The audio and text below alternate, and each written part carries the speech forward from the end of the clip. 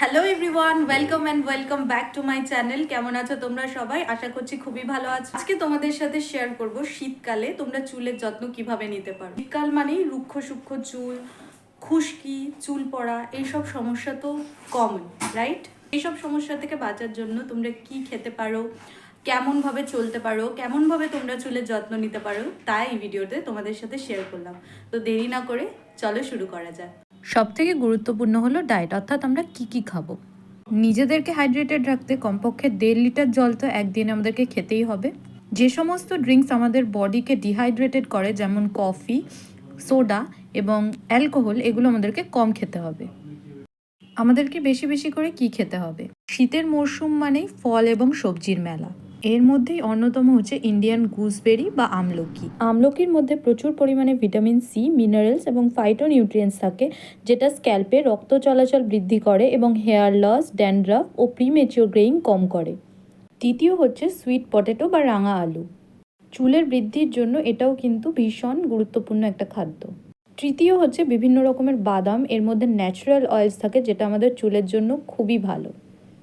আর শীতকাল মানে পালং শাক, অনেক বেশি পালং শাক খাবে, এতে কিন্তু ভরপুর পরিমাণে আয়রন থাকে।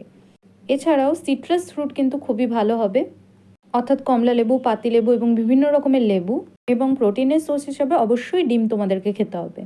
নেক্সট ইম্পর্টেন্ট টিপ হচ্ছে হেয়ার অয়েলিং। শীতকালে সপ্তাহে অন্তত 1 থেকে 2 বার তোমাদেরকে নিজের চুলে তেল দিতে হবে।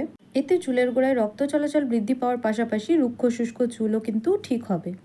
শীতের মরশুমে তোমরা বিভিন্ন ভারী তেল, যেমন সর্ষের তেল, সাদা তিলের তেল কিন্তু ব্যবহার করতে পারো। আমি সাজেস্ট করব যে যার হেয়ার পোরোসিটি অনুযায়ী বেস্ট তেলটা বেছে নাও। টিপ নাম্বার 3 হচ্ছে শ্যাম্পু অ্যান্ড হেয়ার ওয়াশ। শীতকালে যখনই চুল ধোবে খেয়াল রাখবে জলটা যেন অতিরিক্ত গরম বা অতিরিক্ত ঠান্ডা কোনোটাই না হয়। চুল ধোয়ার জন্য বেস্ট হচ্ছে লিউকওয়ার্ম ওয়াটার। জল অতিরিক্ত গরম হলে চুল কিন্তু ভীষণ রুক্ষ হয়ে যাবে। শীতে কখনোই রোজ রোজ শ্যাম্পু করা উচিত নয়, এতে করে চুলের গোড়ার ন্যাচারাল অয়েলটা কিন্তু বিলুপ্ত হয়ে যায়। শীতের জন্য তোমরা একটা ভালো ময়শ্চারাইজিং শ্যাম্পু অ্যান্ড কন্ডিশনার নিজেদের কাছে রেখে দাও। সপ্তাহে 1 থেকে 2 বার শ্যাম্পু করাই যথেষ্ট। শীতকালে কখনোই ভিজে চুলে বাইরে যাওয়া উচিত নয়, কারণ এতে চুলের গোড়া আলগা হয়ে যায় এবং চুল পড়ে যাওয়ার সম্ভাবনা থাকে। তাদের ওখানে অতিরিক্ত ঠান্ডা পড়ে, তারা সবসময় চুলটাকে ঢেকে বাইরে যাওয়ার চেষ্টা করবে। এবার বলি কি হোম রেমেডি তোমরা করতে পারো। যাদের খুশকির সমস্যা আছে তারা অর্ধেক পাতিলেবুর মধ্যে 1 চামচ সর্ষের তেল মিলিয়ে ব্যবহার করতে পারো। স্নানের আগে 1 ঘন্টা রেখে শ্যাম্পু করে নিতে হবে। খুশকির জন্য অ্যাপেল সাইডার ভিনিগারও কিন্তু খুবই ভালো।